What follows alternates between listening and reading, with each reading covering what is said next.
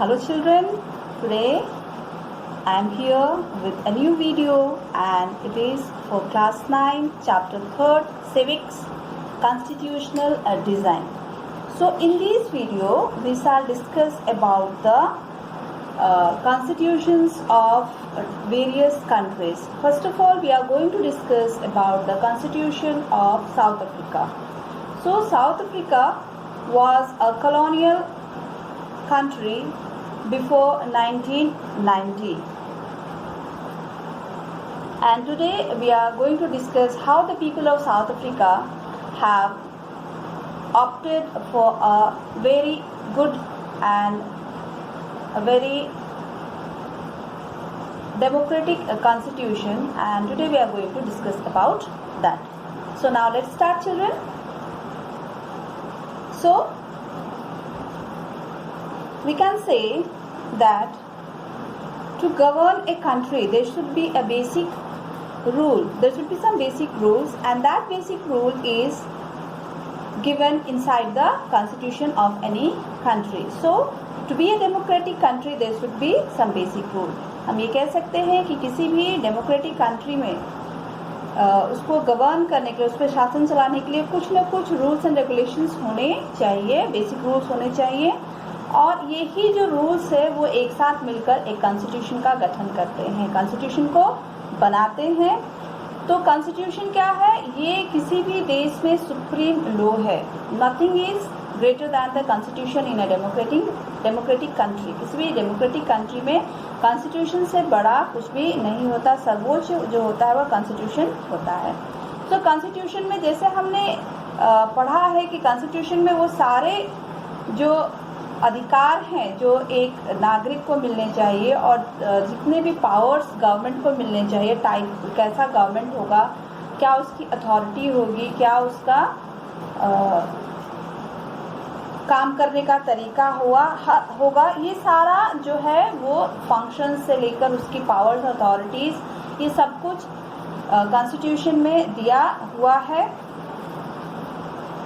तो constitution design करना एक डेमोक्रेटिक स्टेट के लिए ये बहुत ज़्यादा इम्पॉर्टेंट है, और हम इस चैप्टर में मेनली अभी इस वीडियो में कॉन्स्टिट्यूशन ऑफ साउथ अफ्रीका कैसे डिज़ाइन किया गया, कैसे कॉन्स्टिट्यूशन ऑफ साउथ अफ्रीका बना, इसके बारे में डिस्कस करेंगे. So freedom struggle south Africa में बहुत समय पहले से चला आ रहा था, और वो चाहते थे कि एक डेमोक्रेटिक कॉन्स्टिट्यूशन वहाँ लागू हो.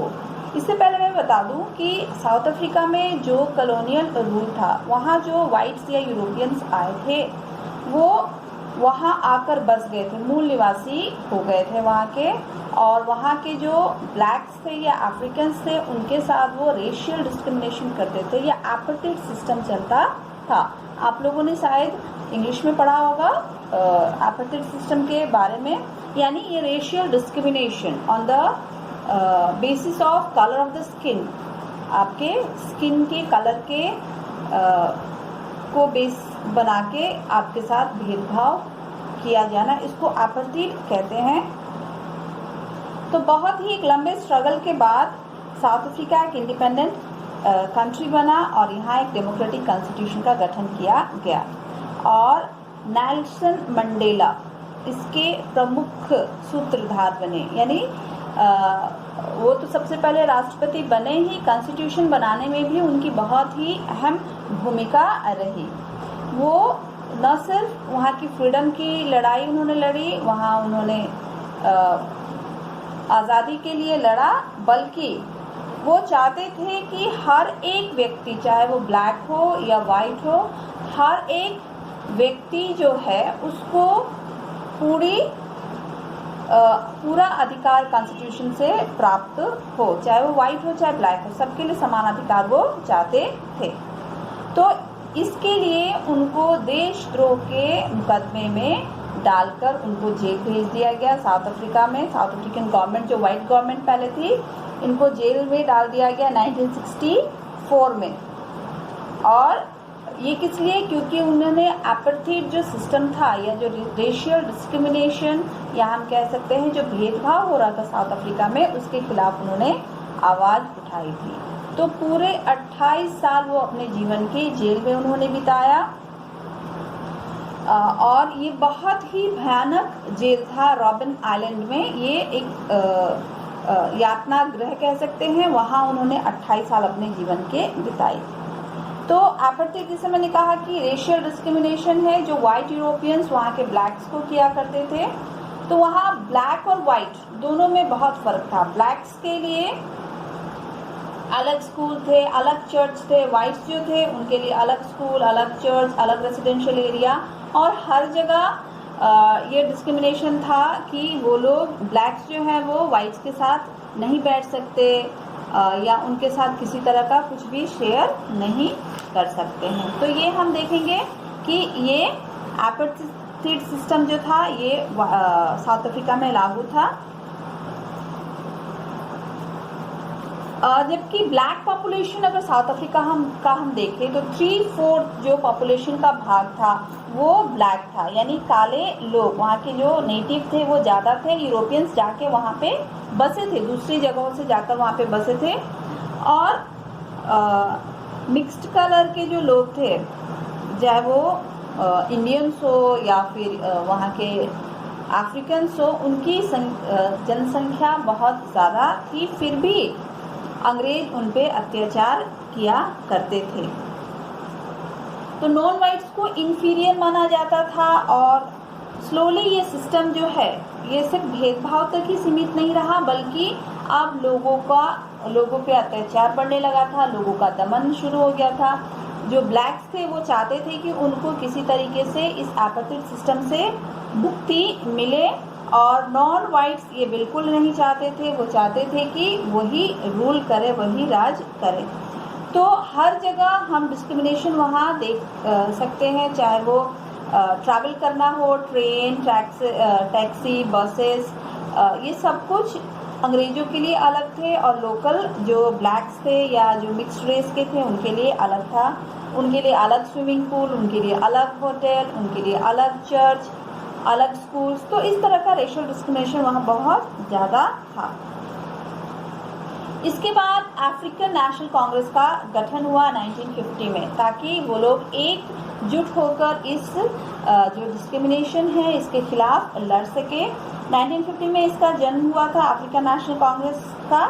और ये जो अफ्रीकन नेशनल कांग्रेस है इसने प्रोटेस्ट मार्च, जैसे कि हम देखते हैं कि हमारे फ्रीडम स्ट्रगल में इंडियन नेशनल कांग्रेस ने बहुत ही अहम भूमिका निभाई थी, उसी तरह अफ्रीकन नेशनल कांग्रेस भी अफ्रीका में एक बहुत ही अहम रोल निभा रहा था।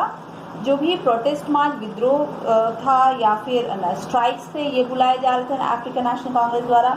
बहुत सारे वर्कर यूनियन, कम्युनिस्ट पार्टी और कुछ वाइट्स भी जो बहुत सेंसिटिव थे और जो नहीं चाहते थे कि इस तरह का डिस्क्रिमिनेशन हो, और जो ब्लैक्स को अलग नहीं समझते थे, वो भी उनको ह्यूमन बीइंग समझते थे, वो भी इस अफ्रीकन नेशनल कांग्रेस को उन्होंने ज्वाइन किया और इस अपार्थाइड सिस्टम का उन्होंने अपोज किया। अपार्थाइड सिस्टम को अनजस्ट यानी ये अन्यायपूर्ण घोषित कर दिया गया अफ्रीकन नेशनल कांग्रेस द्वारा।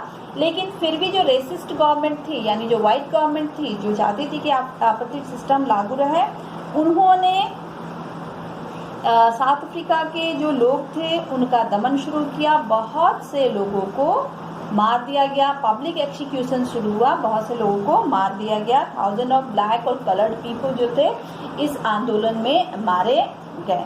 तो हम देख सकते हैं कि कैसे फ्रीडम स्ट्रगल शुरू हुआ अफ्रीका में, और इसके बाद एक न्यू कॉन्स्टिट्यूशन का गठन शुरू हुआ। अब अफ्रीकन जो वाइट गवर्नमेंट थी उसको लगने लगा कि अब ज़्यादा दिन तक इनको हम दबाकर, इनको हम अलग करके नहीं रख सकते हैं। ब्लैक पीपल को उनको फ्रीडम नहीं देकर, उनको लिमिट, उनके फ्रीडम को लिमिट करके नहीं रख सकते हैं। तो गवर्नमेंट ने अपनी कुछ पॉलिसीज़ में चेंज लाए, कुछ डिस्क्रिमिनेटरी जो लॉज थे उसको उन्होंने बदला, और जो बैन था पॉलिटिकल पार्टीज़ पे और मीडिया पे, ये इसको उन्होंने रिमूव कर दिया। इसके बाद एक पहल होती है कि नेल्सन मंडेला को जेल से छुड़ाया जाए और फिर उनके साथ एक नए गवर्नमेंट बनाया जाए। और नए रिपब्लिक ऑफ साउथ अफ्रीका का गठन हो। तो ये जो है हम नेक्स्ट वीडियो में हम आपसे शेयर करेंगे, हम लोग इस पर डिस्कस करेंगे। आज तक के लिए इतना ही। नेक्स्ट वीडियो में मैं आपसे फिर मिलूंगी स्टूडेंट्स। तब तक के लिए बाय बाय।